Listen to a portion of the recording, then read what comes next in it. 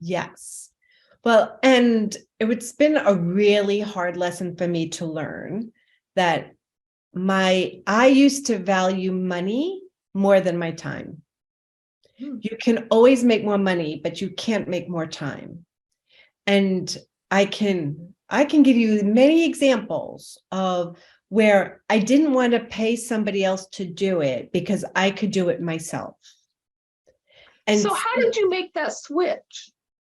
well, I got hit over the head with a spiritual 2x4 one too many times, but but I started to just recognize. So like when I used to be CFO of a company, I helped them get sold for millions, and then I started my own business.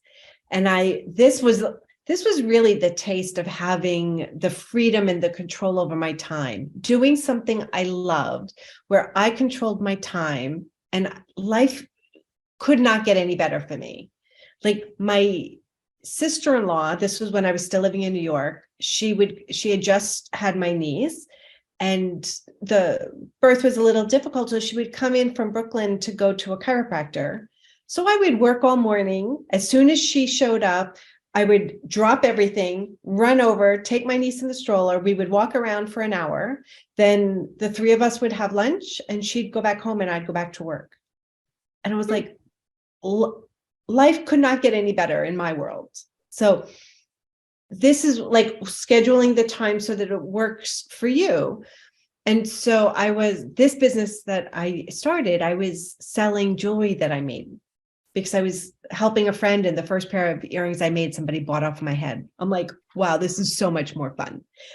And I had hired a photographer to take pictures of my pieces for marketing materials. And as my skill improved, my pieces got more complex and got better, I wanted pictures of the new ones. And I am a passionate photographer.